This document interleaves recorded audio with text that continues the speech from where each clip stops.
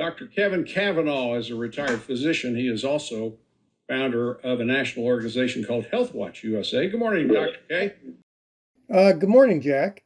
Okay, you want to start with monkeypox? Well, I guess we can. This is the latest virus which has now suddenly appeared around the world.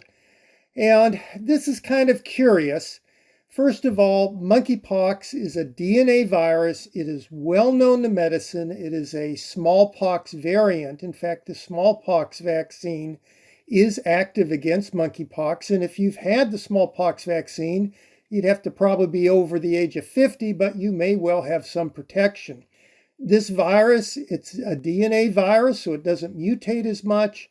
It's not supposedly as infectious as Omicron or most other viruses. In other words, it spreads not by aerosols, but mainly on surfaces, and usually requires close contact with individuals. Now, monkeypox can be a serious disease. Its fatality rate, if you read in the literature, can be up to 6%, but we have the milder variant which is circulating, and that has a 1% fatality rate. And it's probably much lower in modern countries that have good medical care and have access to antivirals. There's even an antiviral which is effective against this called TPOXX. So I'm not real concerned at this point, but it is curious that this virus, which isn't that infectious, has sprung up in 14 countries all at once. This includes Europe, Australia, Canada, the United States, all of which are, when you look at it, all allies to the United States, and they really can't figure out any connection between the cases.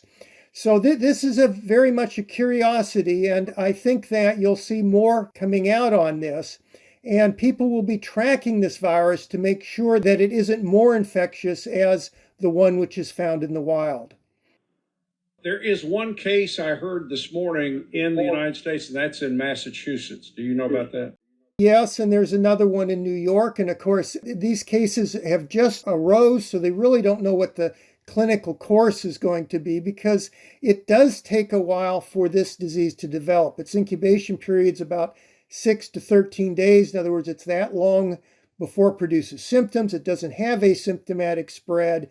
And from there, the disease will progress with fever, enlargement of lymph nodes, and then if you're very unlucky, you get this horrible rash. So we just have to kind of wait and see. This is coming on early. The big curiosity is why this isn't just one case that popped up from someone that was petting an illegal monkey that was smuggled in the pet store, versus we have 14 cases arising all simultaneously in different countries. So I think you'll see more on this to come. I was going to say, I know that we'll be hearing more about it as the days go on. Talk about COVID a minute. I've told folks you're going to be back with us at 9:35, and we'll be talking in more detail. But long COVID, what's going on in that regard?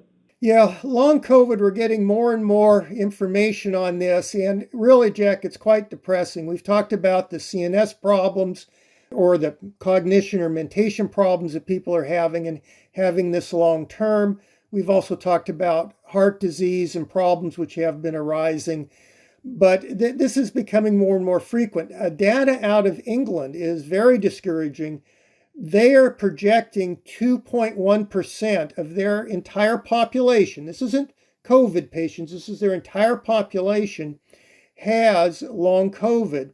And that this year, 440,000 people are out of the workforce, and they feel the main driver of that in the United Kingdom is long COVID. So this is a real thing. And if you could remember, for years, we've been talking about how death is a very low bar when you talk about public health. And I've been worried about long COVID and the long-term effects of this virus for quite some time. So I think that you'll find that there'll be a percentage of these people that these symptoms will be persistent. They'll just be there. But you'll also have individuals that will slowly recover. So we're just learning about the virus, but right now what we're seeing with long COVID is very concerning. This is a dangerous virus. Cases are rising, hospitalizations are rising, and we really do need to get vaccinated, get boosted, And if you're in an indoor setting where you're meeting a lot of people, wear a mask. All right, and we'll be furthering this discussion this morning just after 9:30, and we appreciate it. Thank you very much. All right, thank you, Jack. Dr. Kevin Kavanagh.